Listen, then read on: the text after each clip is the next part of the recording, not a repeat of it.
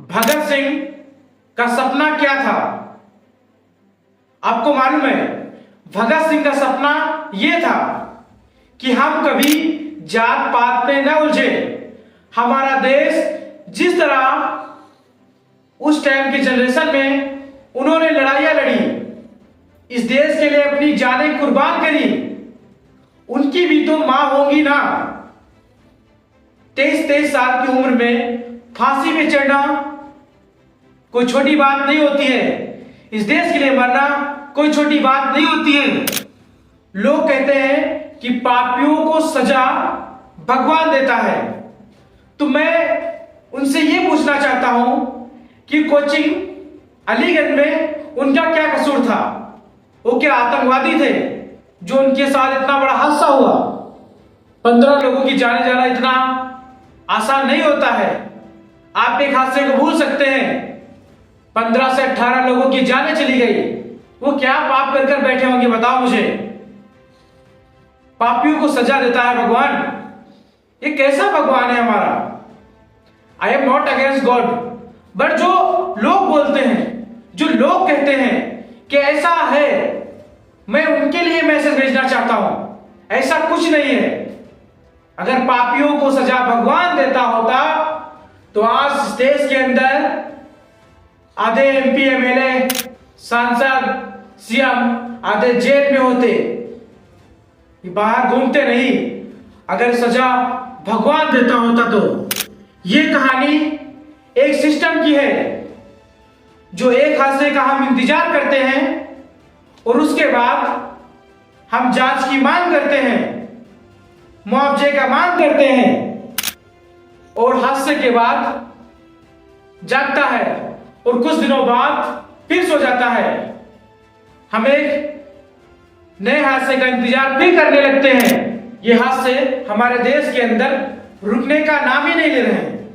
पहले हमने इसी लखनऊ के अंदर विकास नगर कॉलोनी में इतना बड़ा हादसा देखा, इतनी बड़े आग का सैलाब उठा था, कितना कुछ लोगों का जल गया उसमें, कितने आशियाने उजड़ गए। और उसके बाद अभी एक मंथ बीता ही नहीं था कि लखनऊ के अंदर फिर एक हादसा, 15 से 18 लोगों की जानें चली गई। 18 से 22 साल की उम्र में क्या कसूर था उनका? वो तो एक सपना आंखों में लेकर चले थे, हम अपने माँ बाप के लिए कुछ करेंगे। एक बाप सारी उम्र अपनी जमीन जायदाद बेचकर अपने बच्चे को पढ़ाता है। हमारे बच्चे कल का हमारे भविष्य होंगे, हमारे बुढ़ापे का सहारा होंगे। आज वो तो बेसहारा हो गए। हम हर एक हादसे का इंतजार करते हैं, लोग देखते रह गए।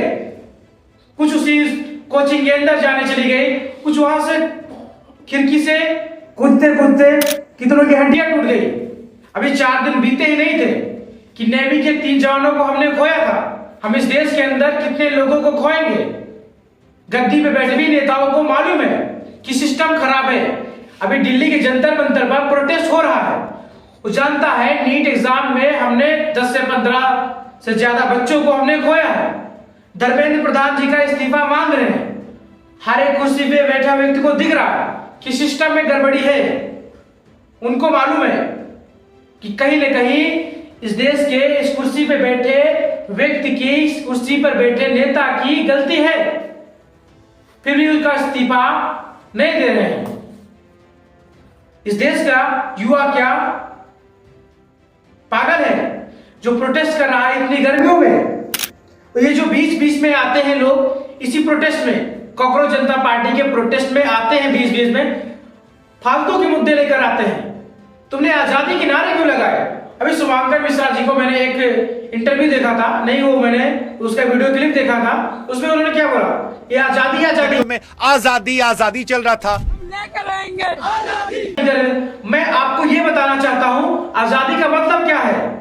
आजादी वो क्या चाहते हैं? आजादी वो चाहते हैं कि इस देश का सिस्टम सुधरे, उससे आजादी चाहिए। इस देश के पेपर जो होते हैं वो एक अच्छी तरह से हो, वो आजादी चाहिए उनको।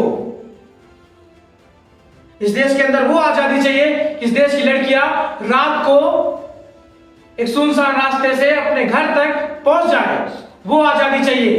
इस देश की सरकार से, इस देश के सिस्टम से कुछ लोग क्या क्या इंटरव्यू देते हैं एक सीएम के पद पे होने के बाद भी, कहते हैं कि वो सरकारों में ऐसा होता था। अरे मेरे भाई, वो सरकारों में होता था, इसीलिए तो सरकार को चेंज करने के बाद आपकी सरकार बुलाई गई।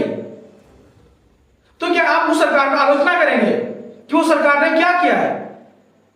अरे वो सरकार गंदी थी, इसीलिए आपकी सरकार लाई गई है। कुछ आपसे उम्मीदें रखी है कि आप शायद हमारे देश के आगे बढ़ाएंगे और बेहतर करेंगे।